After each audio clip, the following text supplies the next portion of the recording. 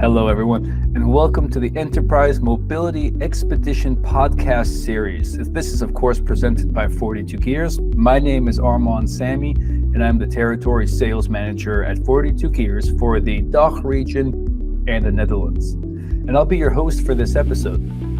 Today, we will be embarking on a very interesting journey through different regions of 42Gears in our Regional Roundup.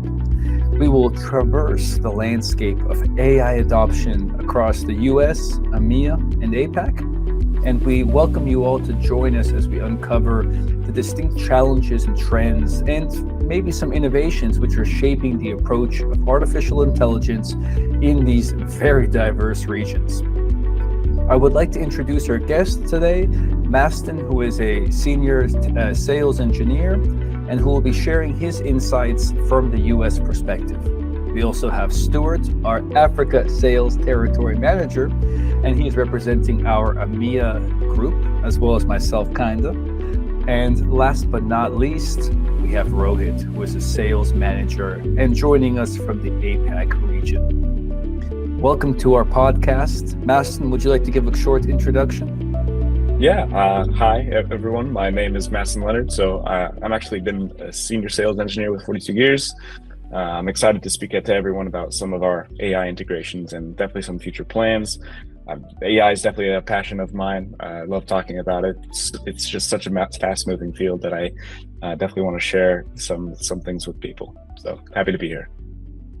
Thank you, Masten, and I appreciate the excitement. Looking forward to what you have to say. Stuart, would you want to give a little intro about yourself? Perfect. Thanks, Armaan. Absolutely. So I'm Stuart Clark. I look after our African region. And although having only been with 42Gears for just over 3 years now, about 20 odd years before that in a different life, from a heavily hardware focused. So absolutely. I can see and believe the benefit of AI and happy to be able to chat about it. Thank you. Rohit, take it away. Hello guys, this is Rohit Kumar Gaikwad. I take care of the sales for 42Gears mobility systems for India West and SEA, which is Southeast Asia region. And today I'm going to share my thoughts about AI technology and how it is helping the region to benefit out of it. Very cool. With that, let's get into it. Overall, I don't think this is news that AI adoption is gaining momentum globally, especially, but in some of these specific territories, we're going to talk about what is a little bit more exciting and also what's a little bit less exciting. Now, of course, there's a lot of opportunity here, but there are a lot of challenges as well when it comes to gaining the full potential of artificial intelligence and how this will impact economic growth, innovation that we and others might be seeing, and of course, a very social impact, as I'm really excited to dive down and see kind of per territory also what are we all thinking about it. So with that, I'm going to post the first question. Can you provide an overview of the current state of AI adoption? We're going to start with the US, EMEA, and then finish with APAC. So Masten? Yeah, so at a pretty high level, I think the Americas region is pretty quickly becoming the frontier of AI adoption and quickly picking up and introducing this technology to as many systems as possible. And they're trying to still figure out where it's going to be useful and where it's going to be kind of hard hitting in a lot of these different verticals. So far, I think we've seen that. I think computation and script writing is one of the big ones. But again, I'd say very early stages of technology, and we've only really begun to kind of scratch the surface of what the potential is. And I don't think we've seen kind of a boom from a technology like this in ever. So it's very, very exciting to see. We're at kind of the forefront, especially being in the mobility space, where their end users are going to be having this access to AI at their fingertips eventually. So very exciting to see. I couldn't agree more. Originally being from the US and now living in Europe, it's been you've seen so many trends of things which like AR and VR, which you think are going to boom and become these huge life-changing and business productivity tools. that kind of never took off. And it was interesting because I was also very skeptical about this, like the same, everything you just said for AI. And then I realized, okay, now this is the real deal. This is something that's actually, or it's so easy to use and take advantage of. So it's very cool to see. Yeah, I think that one of the big problems with some of those different technologies you've mentioned is the kind of clunkiness of the technology at the time, where software is a little bit more streamlined, a little bit more accessible to people. So I think that this is definitely going to be readily accessible to people, and it's going to be used no matter what. That's a very good point. You don't need a lot of hardware. I mean, probably everybody has already a phone or something that can access AI, and a computer probably provided by work that can access AI, and you don't necessarily need newer hardware. Stuart, since you kind of mentioned your past in hardware, I think it's a great transition to take your 2 cents in. No, for sure. I think from an African perspective, we have the benefit of the global hardware supply, and the devices that are already, let's call them AI based or support AI functionality. And I guess there's the desire as well. And so I think, although we're not there yet, there is definitely the ability or the focus on regions who are taking steps further ahead than where we're at. And I guess that's really exciting, and I'm sure we can probably touch on a couple of those points as we continue. Most certainly, I'll be sure to do that. Rohit, finally, what are you seeing in the APAC region as far as AI adoption? So yes, particularly in this part of the region is experiencing rapid growth propelled by several factors, including the region's sizable population and tech-savvy consumers. And also, I'd like to mention the strong government support for innovation. So now key countries involved and adopting this technology like India, Japan, South Korea, China, and Singapore, which are at the forefront of AI development and deployment efforts. That makes a lot of sense. And I do think you have probably one of the most diverse territories. So it's really going to be interesting to kind of break apart some of these special ones, because I think for the Americas, it's not too bad. Europe, I would almost say Europe is one kind of piece of it, and then you have on the other side Africa. But I think we'll dive into that in a little bit. Do we see any interesting trends or kind of, I imagine we're going to see a lot of differences, but do we see some key trends that are maybe helping or hindering AI adoption in these different regions? Many have likely encountered situations where you need to configure some specific settings on your devices. So some of these configurations might involve interacting with other applications or even involve some custom scripting. And usually for companies, this is kind of a higher level process where you might need to get someone more technically savvy involved, right? But it's a time-consuming and process, and obviously requiring that technical expertise, it can be kind of expensive. That's kind of where some things like our deep thought integration or some of our other AI integrations kind of come in, because this feature integrates that AI assistance directly into our MDM tool, providing them with the ability of creating these kind of complex scripts and helping them with connecting their devices to other applications. So I mean, imagine this. I mean, you're creating a run script job or some other kind of technical job that you need to have work on your, fleet of devices, and you might need help with some of that scripting. So instead of spending hours or assigning someone, you can simply ask it a question in a very human language, and the AI assistant can understand your needs and help generate and tailor those specific requirements.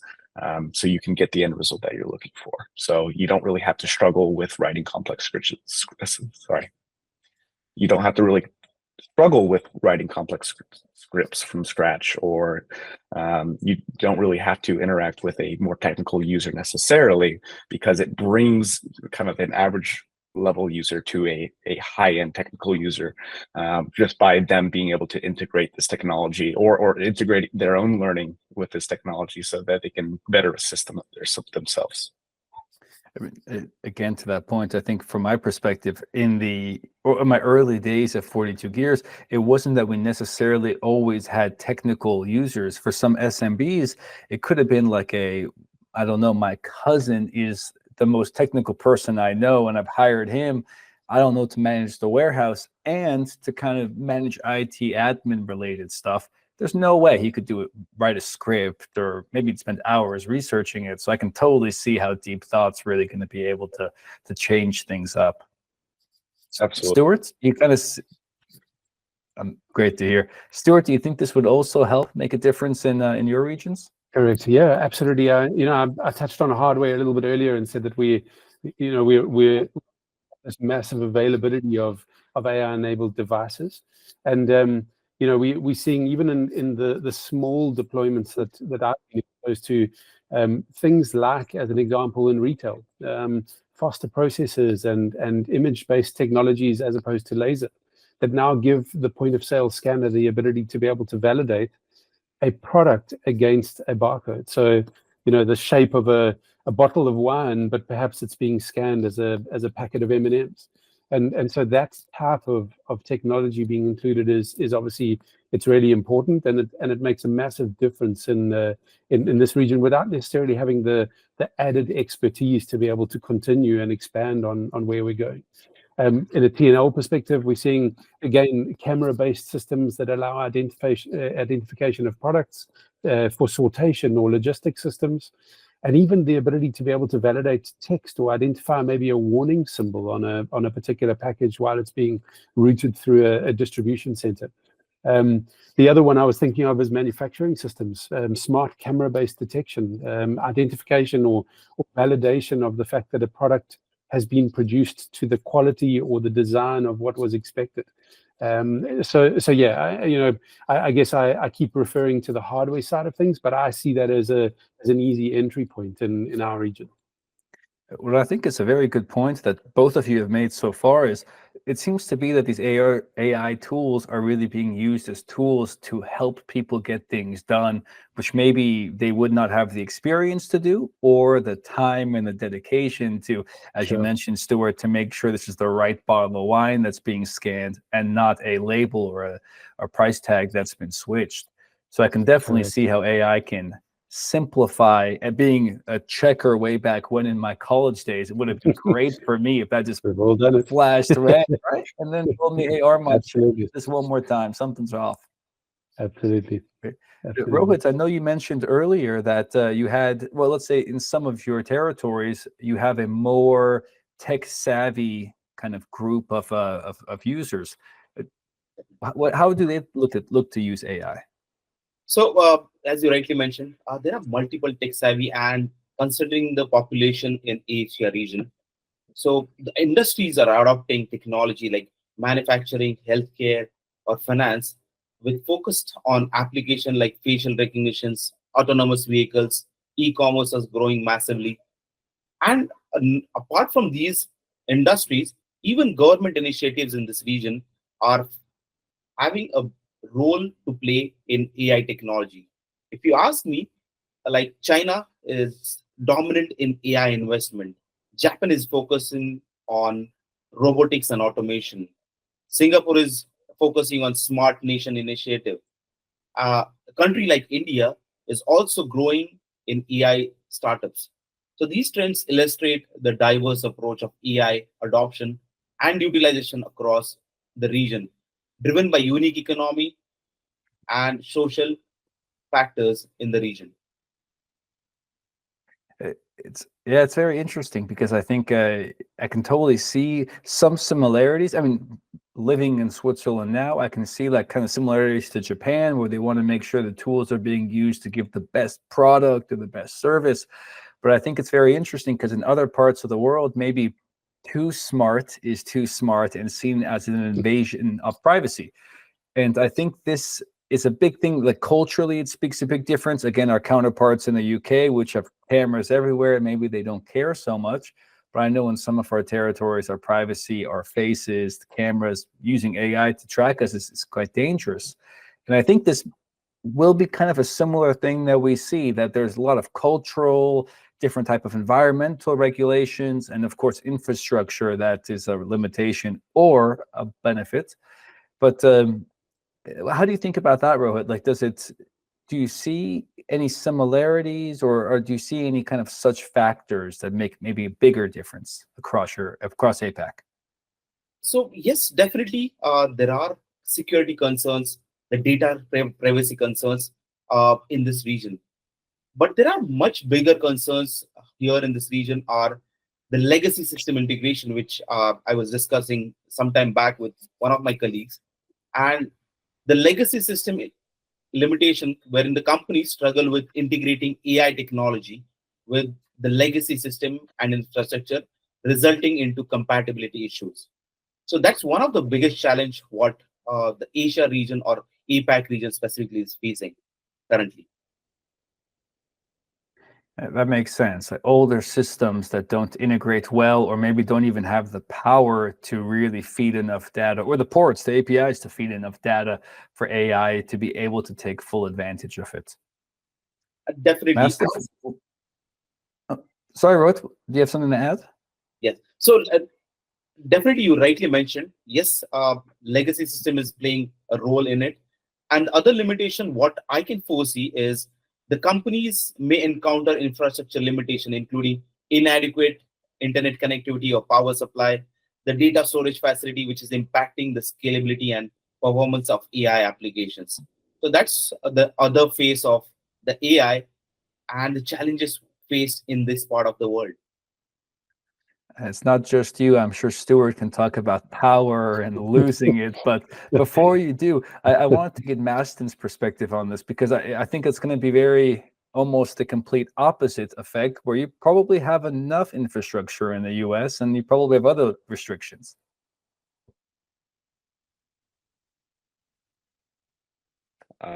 Mute was on mute.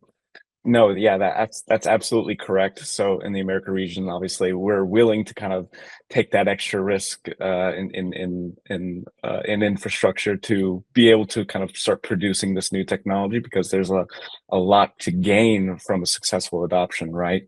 I think we'll see data centers as being a big limitation for a lot of other cultures or other regions to be able to adopt this technology, actually, because with these data centers that are for AI adoption, they're filled with GPUs that they're calculating floating point numbers at a very large scale, and they're creating these new electrons, which are tokens, and this infrastructure they're all putting these tokens into an AI factory to generate that AI, and that's creating an immense amount of generating a lot of electricity, obviously, which we then have to support on our network. Which I believe already, I think data centers are at like 5%, and these large language models, they're expanding and scaling at such an incredible rate. I think they're doubling every 6 months.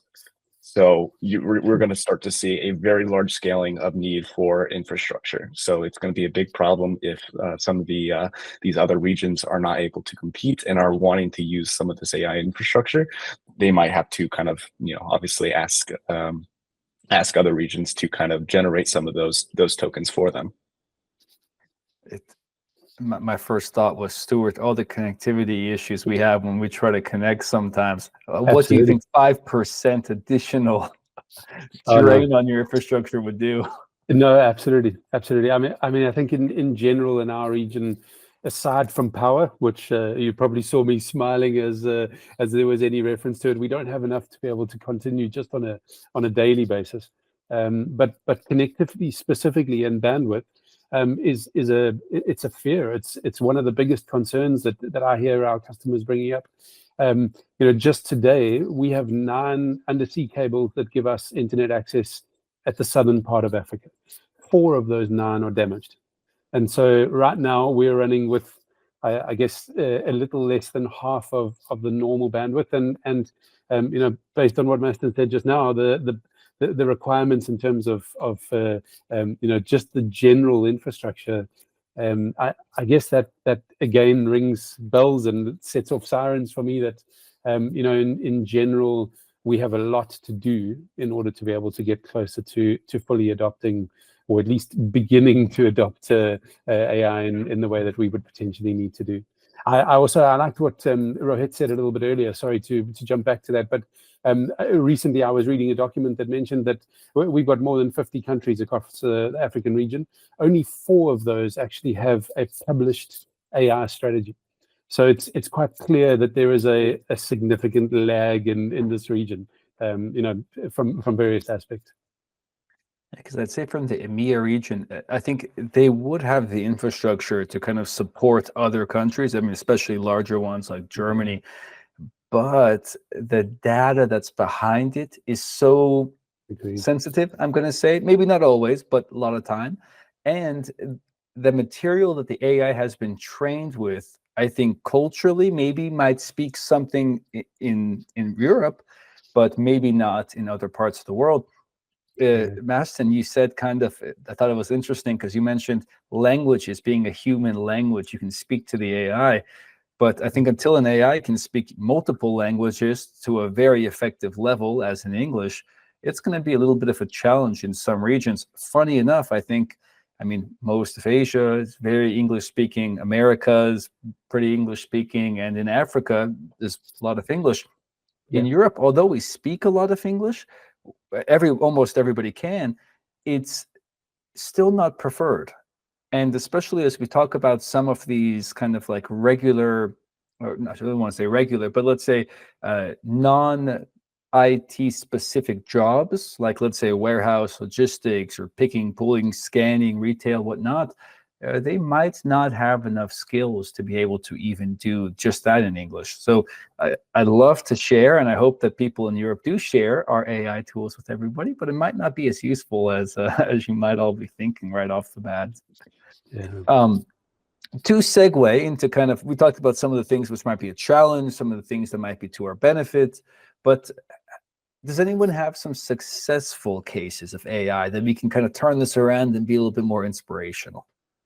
Yeah, absolutely. So just in our own tool, we've integrated obviously the scripting capabilities for MDM. So we're able to actually help generate those complex scripts for end users so that they can kind of connect their applications. But we've already seen so much adoption in even outside of this space, so that we can, I think NVIDIA just released that they were helping, blind people see the world and navigate through the world. Their AI is helping write music and train people on medicine and other technologies. So I think it's like it's going to help bridge the gap of documentation, I think, eventually. So giving access to readily accessible information and helping train people. Surely, right, as you rightly mentioned, yes, the AI technology is being used in multiple ways in different regions. It's going to help the humanity going forward in a positive way. On this point, I would actually like to share a notable success story in my region, and I'd like to share some insights on how one of the companies, a leading company, e-commerce company, is utilizing SureMDM solution to manage the handheld rugged devices deployed in various warehouses across the region. They're using our analytical feature, which you can optimize the device usage by predicting the device maintenance, such as battery charging and device failures in advance. So this proactive approach reduces downtime, optimizes maintenance for them, and also enhances their operations efficiency. And moreover, to this part, the company is also utilizing the analytic reports to forecast additional devices requirement based on the device utilization time. These insights empower the procurement team to make informed decisions regarding the new hardware acquisition. So actually, these companies are using it to its optimum level, using the AI along with the machine learning and the analytics which are available, and using it for their benefit. So I would definitely love to understand it from the other regions' perspective, how the regions are growing and using in your territory.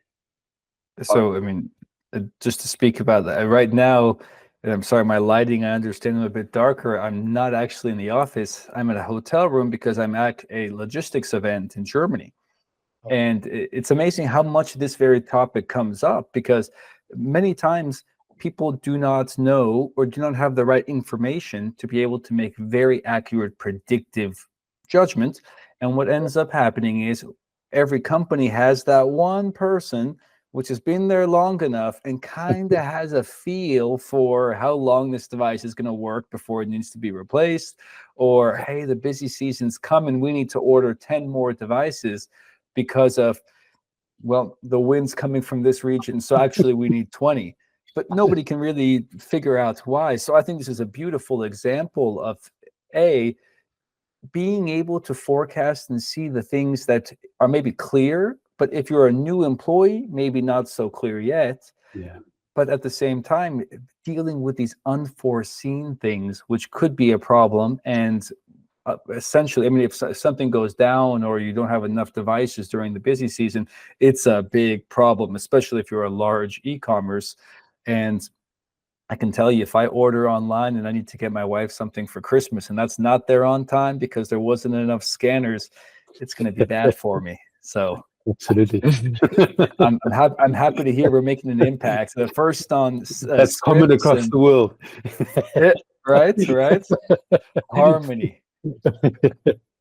So now that we've covered something a little bit happy, exciteful, and hopefully making sure everyone gets all their Christmas and holiday gifts, what are some of the challenges that we see or barriers to adopting AI? Again, in different regions, I imagine this is going to be different, but especially yours, Stuart. Do you want to get us started?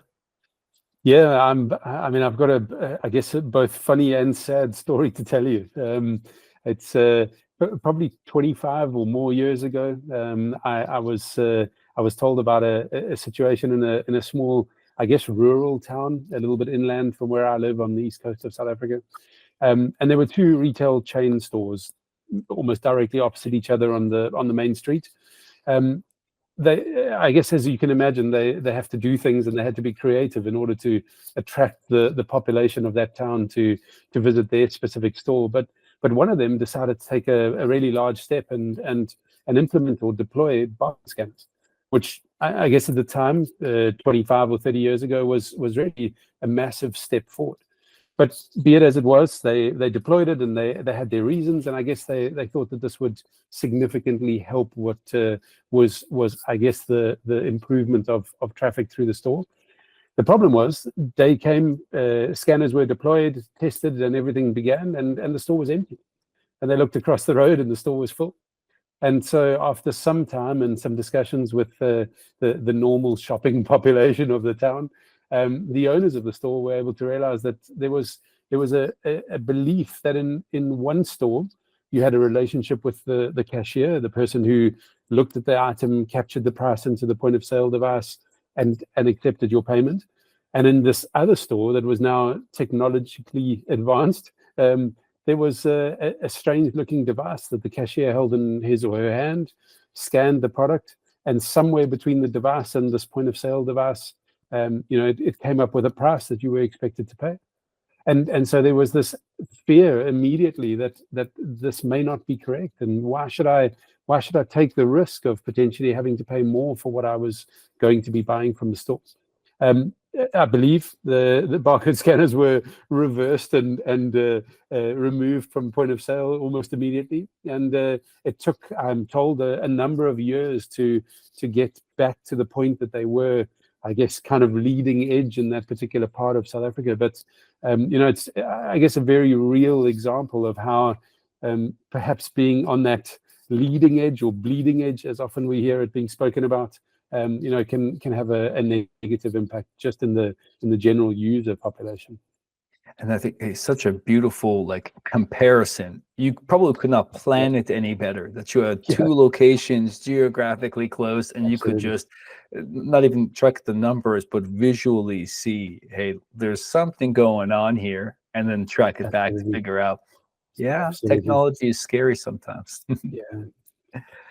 Maybe to a place where technology is more the friend.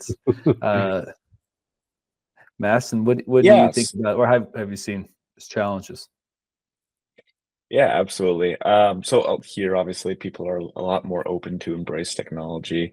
We're not, we're not scared of dipping our toe into, things that might make us at risk for our data to be leaked or something. It seems like every week or something there's like some large data leak from a company. In a week or two we forget about it. But yeah, I think the big barrier to entry is still going to be not necessarily companies, but the workforce at the companies. They might not be um, willing to use AI right off the bat. We're kind of stubborn people, so we do things one way. It's not broke, don't fix it. But I think the big reason why you might want to do this is the accelerated rate at which you can do things by using AI, depending on what field you're in, it just vastly increases. So if you don't embrace it now, you might be a little bit left behind and kind of eventually I'm sure companies will say, oh, you have to use this. Here's a resource to do so. But getting a head start and knowing that technology and how to use it, I think is going to be pretty important to a lot of these workforce members. I agree too. It's funny though how they really seem to push back sometimes, even when the goal is to help. I heard a story just earlier today that kind of how union workers or unions in general are very slow to adopt new technologies, and they have to go through all this negotiation. And Stuart, you might get a kick out of this one because it was kind of a similar story where this is years ago now, but they were just trying to bring in Wi-Fi to this one store location. And the union would just say, no, we can't even allow Wi-Fi. We're not talking 5G or something. It's way before then, maybe 1 or 2G. Wow. And the union pushed back, and they said, no, this is unsafe for our employees, and we don't want this. Now, forget that everyone had a phone, and your phone puts out so many signals already. But the ultimate end kind of thing that made the union accept it was they were in a shopping center, and all of the neighboring stores all had their own Wi-Fi. So you had all these Wi-Fi signals already. It's not like this one location is going to make a difference. But I think it's natural for people to push back and to not see the benefit and just worry about change sometimes. For sure. Sure. Rohit, do you see something similar to that, like a cultural reason to kind of be scared or avoid AI? Definitely, Armaan.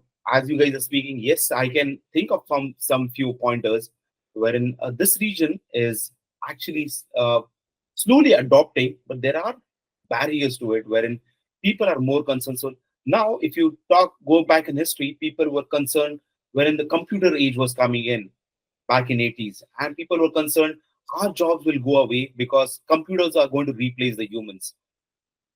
So similarly, in this era where we are living, again, the skilled laborers are again afraid of losing their jobs to technology, losing their jobs. Like it could be a truck driver to a software developer.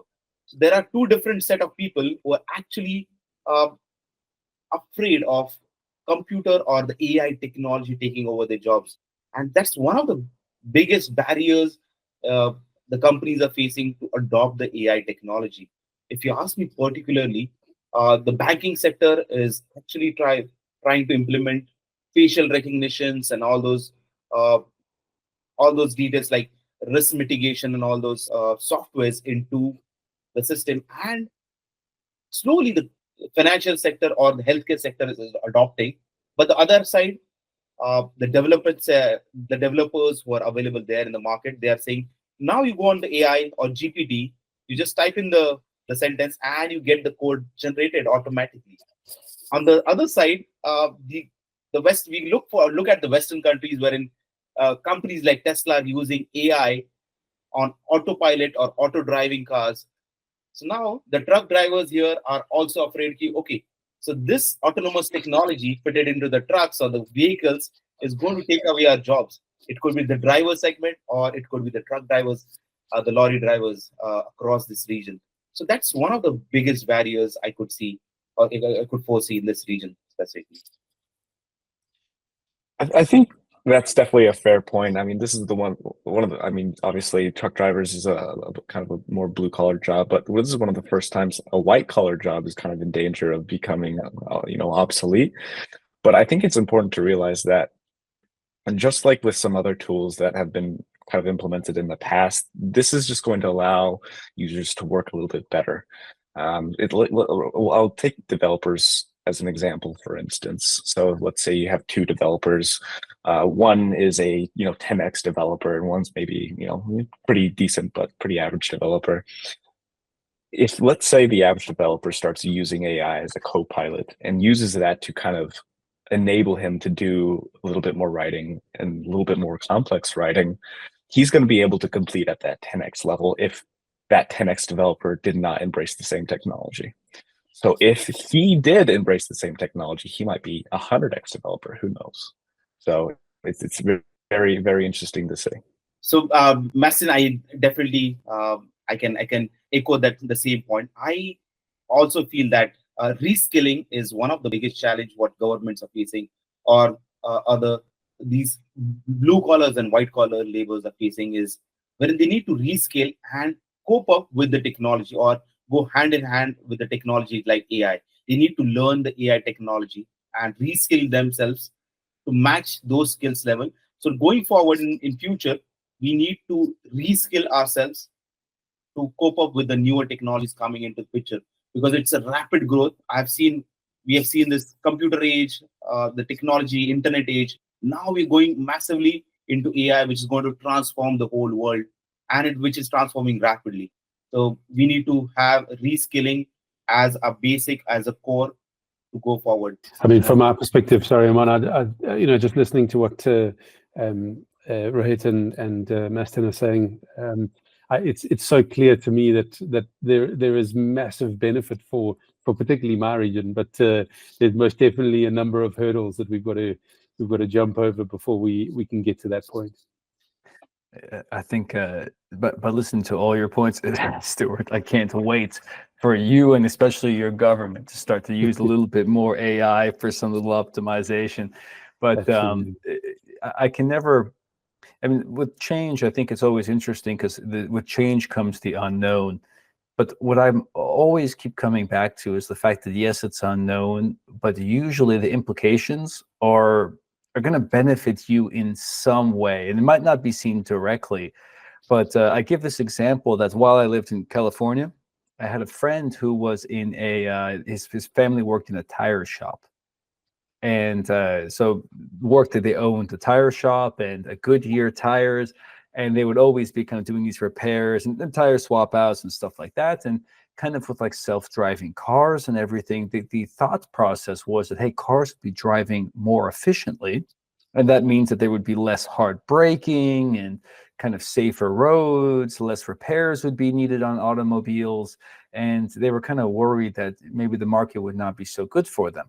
Funny enough, as it would seem, as it would turn out, they started to make a lot of money, because these electric, so Teslas and whatnot, electric cars, actually ended up burning through tires, because people didn't know that, hey, the acceleration goes really fast. And as soon as you put your foot on the gas, that thing takes off. And the moment you take your foot off the gas, it's instantly braking. And this just uses way more friction and eats up a lot more of your tire. So it was really interesting for me to hear their family kind of, oh yeah, I don't know, this is going to be a little bit challenging for us. We might start to see a dip in our money, in our kind of income, but it ended up doing the complete opposite. And I think as far as you think about like blue collar laborers, a mechanic, a tire shop employee would be kind of like the first that would come to my mind. And it was just interesting to see how they had the complete reverse effect. And although I haven't spoken to him in some time, I imagine they're doing a really good, because everywhere you look is there an electric vehicle. So yeah, let's see what happens next and what AI can do. I mean, with that, I think this is one small example for electric cars and self-driving, but what do you all see as other implications that AI might have on future economic and maybe technology developments in your regions? Yeah, I think definitely in the Americas regions, it's going to be AI is just unpredictable altogether. It's going to be very interesting to see those who can predict it perfectly. I think they're going to be. I think there's just too many variables. AI? Yeah, maybe. I've tried the AI Coke recently. I wasn't super impressed. I'll be honest. They need some What was work. this? I've never heard about that. Yeah, I think Coca-Cola released a AI generated Coke, like Wow. a recipe generated by AI. It was foul. It was not good. I don't recommend Wow. it.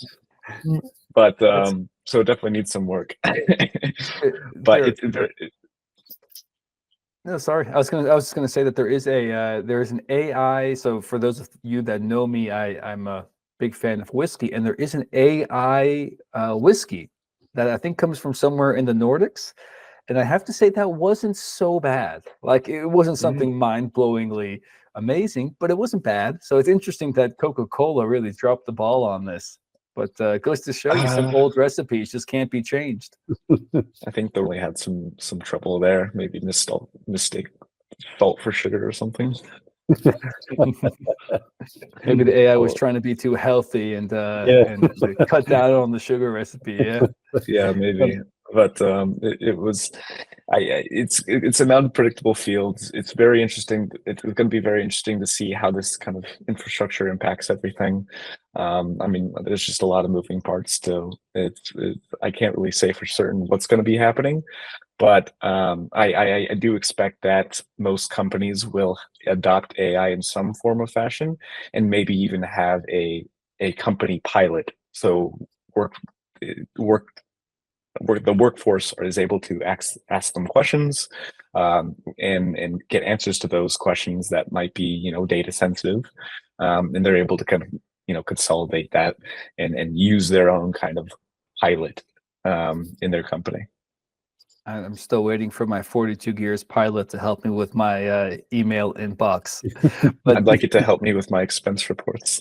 there you go. I will double that right away. Rohit, you mentioned how much government investment was being done in AI. I imagine this plays almost a direct kind of it makes a direct impact on the future of economics. Definitely, Stuart. AI is the potential to stimulate economic growth by enhancing productivity and efficiency of the people.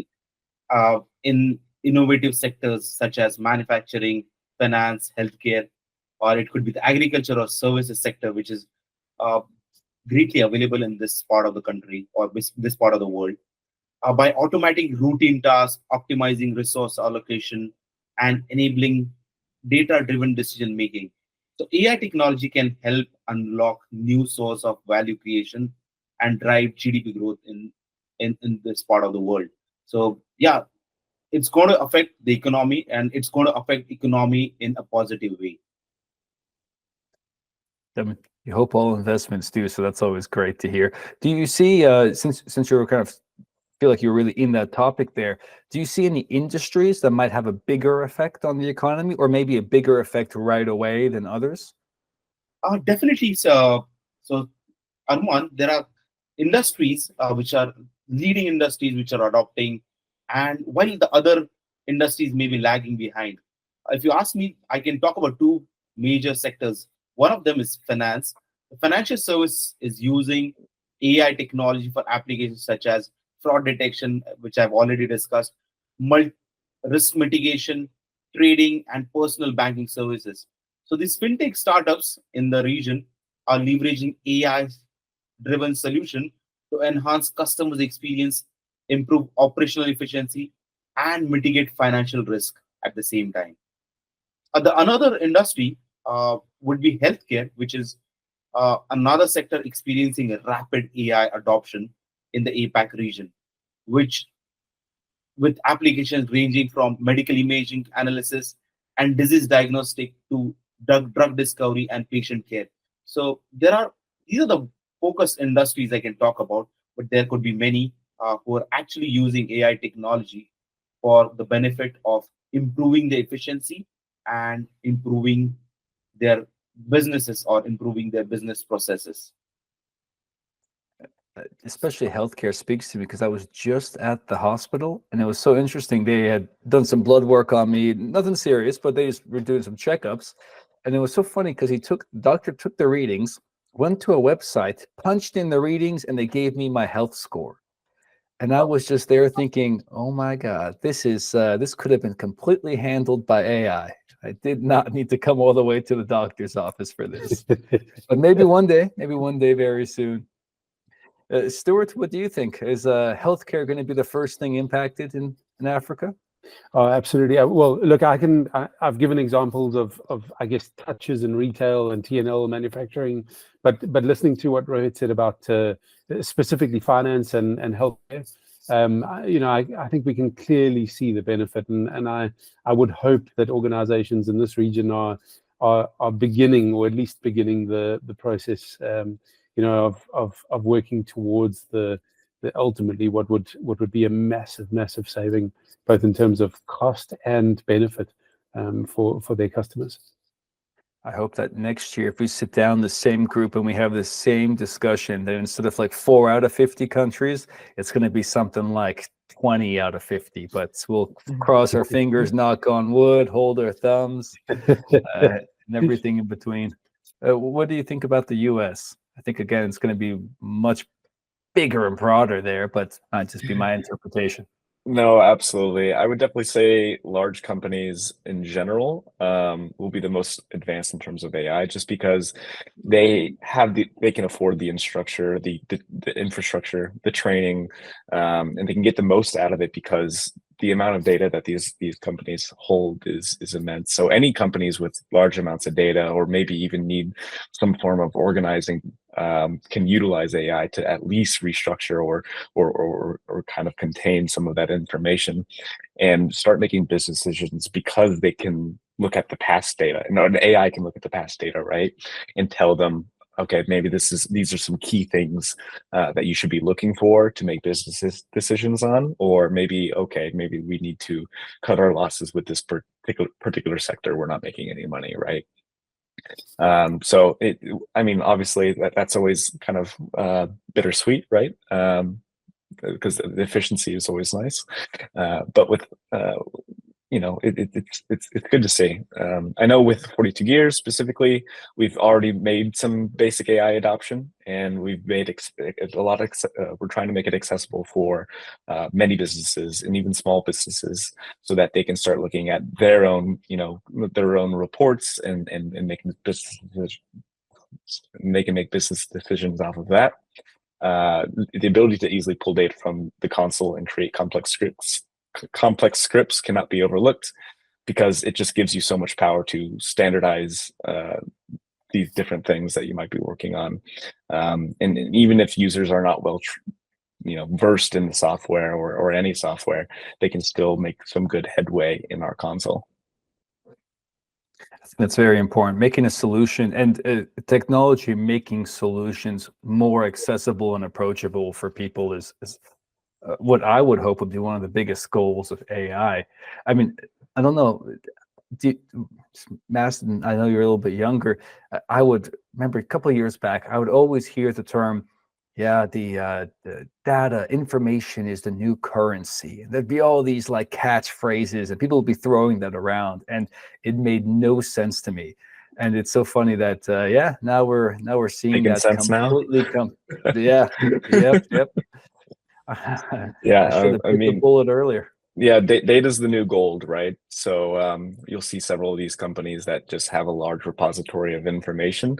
I think slowly they're going to kind of start using that to start training AI models and having people pay them to use that information. I think that's we're going to see a lot of companies pivot or expand into that kind of space.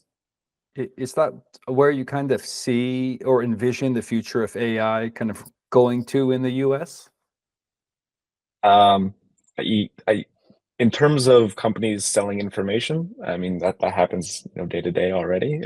What advertisements people like, and what's working in particular states, what's not, and I think maybe what people where people are traveling to, or and getting like a customized information on a particular user about what they're looking for, and how best to sell them on a specific vacation package, right? All these different things can be implemented, and that's kind of a silly example, but it kind of shows you what it might look eventually day to day, and 10 years, maybe even less. I mean, I think I'm kind of I'm not even scratching the scale at this at AI right now. I mean, it's just growing so fast. So very interesting to see how this is going to play out. Absolutely. Armaan, maybe just to jump in, if you don't mind, hearing Masten speaking about those topics, and specifically for me around I guess the assistant of sorts, really makes me realize that although our region is, I guess, a slow adopter, and I guess I've probably been the one who's been the most negative on this call. It definitely opens my eyes to the success that's I guess kind of just ahead, the carrot that we could be getting to, and it's I guess it's really exciting to be in this phase where hopefully a lot of our customers are taking that leap. That's awesome to hear. Rohit, would you wrap us up on kind of what you see in the future of AI? So definitely, Armaan, just to wrap it up, I think the future of AI adoption across the globe is poised to be dynamic, transformative, and full of opportunities for innovation and growth. So that's all from my side. That sounds very flowery and amazing. I hope that's exactly what happens.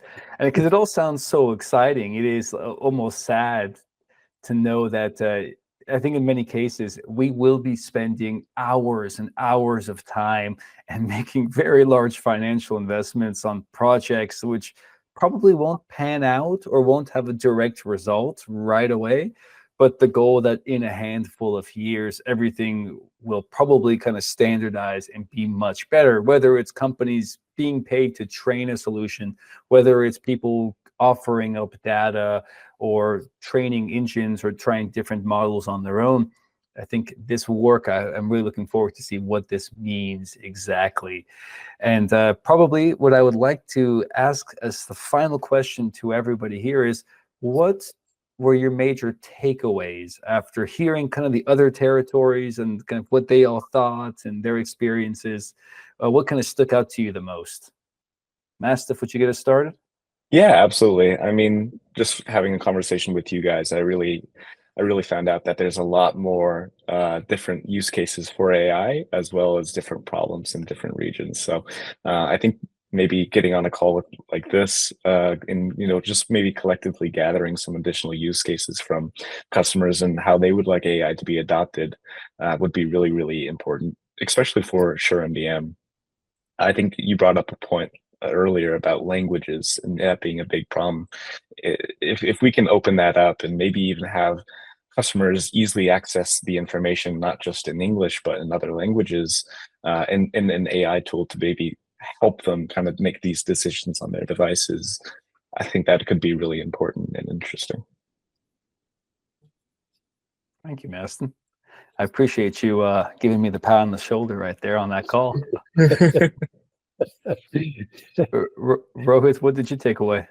So definitely, I was listening to all this conversation, and definitely it will help me be more vigilant and understand the use case with other regions. What Stuart or what Masten or you are sharing with us. So these kind of knowledge sharing platforms is going to actually help me discover newer opportunities in my region and how I can tackle those barriers, what we were discussing some time back, and how we can take it to a next level, resolving our problems and giving a solution to the end customer using the AI powers, AI features available in Sure MDM. I was waiting this whole call to make this joke. I feel like in India right now, the AI consumption just went up by 5%. You're cutting out, Rohit. That is I've always spoken about the limitations wherein the power or the internet connectivity issues is going to affect the AI consumption in the region. So that's one of the points you rightly pointed out. You forecasted it like perfectly. But Stuart, don't start laughing too quickly. The call's not over yet. It could still happen to you. What are your takeaways? I was about to say I better be quick because who knows? Power could be off. Another cable could be damaged. It's I'm skating on ice at the moment.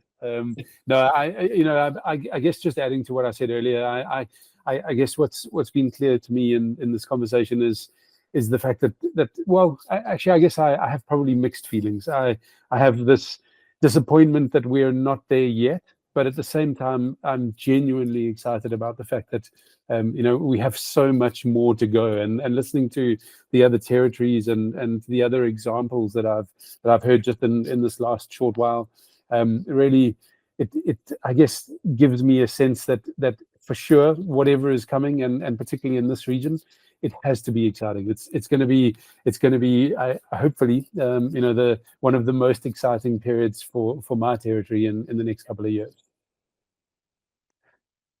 And likewise, just really quickly for I call it mainland Europe, but I think it's going to be the same. It's right now we're just barely scratching the surface. We're seeing some industries take advantage of it, but we're hearing a lot about it. And I'd say for the first time in a long time, as far as newer technologies, I am letting go of that anxiety of being hurt before and saying AI, AR, and VR are going to be the next big thing.